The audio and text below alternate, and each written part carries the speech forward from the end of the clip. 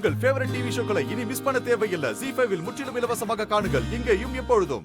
இந்த வீட்டுக்கு வந்த நாள்ல இருந்து இன்னைக்கு வரைக்கும் மதுவோட ஒவ்வொரு அசைவிலையும் அவ மனசுக்குள்ள என்ன நினைக்கிறா என்ன நினைக்கலங்கிறத என்னால புரிஞ்சுக்க முடியும்.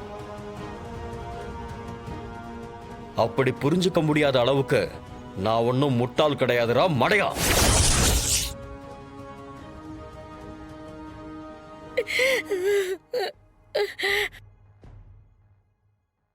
என்ன நீ ஸ்கெட்ச் போடுவ, அத நான் அப்படியே நம்பி மதுவை வீட்டை விட்டு அனுப்பிடுவேன்னு நினைச்சியா? நடந்ததையெல்லாம் இப்ப நான் சொல்றேன், நீ கேளு. நீயும் மதுவும் சேர்ந்து எடுத்துக்கிட்ட போட்டோவை நீ எனக்கு அனுப்புனதும் நான் உன்னை கூப்பிட்டதே மது மேல உள்ள சந்தேகத்துல இல்ல, உன் நோக்கம் என்னன்னு தெரிஞ்சுக்கிறதுக்காக தான். நீ வேற ஒரு சிம் கார்டு போட்டு பேசினது, அந்த சிம் கார்டு உன் பேர்ல இருக்கிறது, எல்லாத்தையும் நான் எப்பவோ கண்டுபிடிச்சிட்டேன்.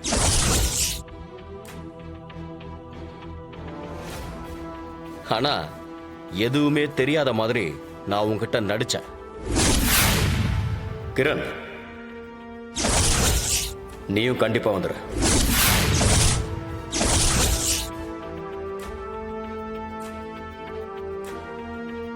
ஆனா நீ நினைச்சுக்கிட்டு இருக்க நான் மதுவை சந்தேகப்பட ஆரம்பிச்சிட்டேன்னு.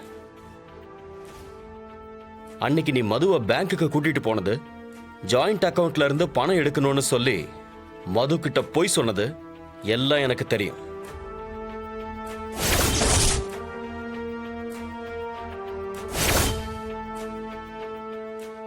நீயும் மதுவும் பேங்க்குக்கு போனப்போ நான் வாசல்ல இருந்து பார்த்துக்கிட்டு தான் இருந்தேன்.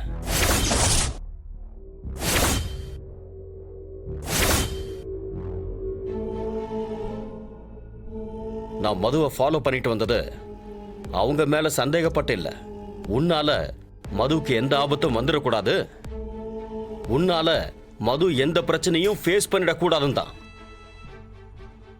வேற ஒன்றும் ப்ராப்ளம் இல்லையே?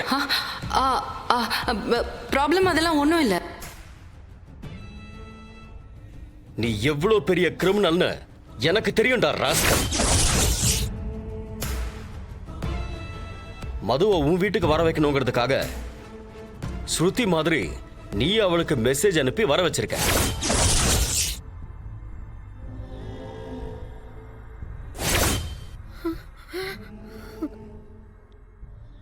மதுமிதாவும் அதை நம்பிதான் உன் வீட்டுக்கு வந்தா.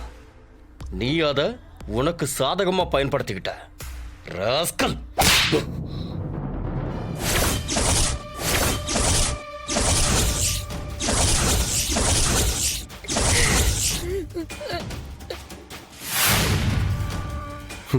என்ன சார், என் மேல கம்ப்ளைண்ட்ஸா அடுக்கிக்கிட்டே போறீங்க? இது எதுக்குமே நான் பொறுப்பில்லை, நான் சொன்னதுதான் உண்மை. ஏய், நீ சொல்றதாடா உண்மை? இதை என்ன நம்ப சொல்றியா? என் மதுவை நான் சந்தேகப்பட முடியாதுடா. அவளை பத்தி எனக்கு தெரியும்டா.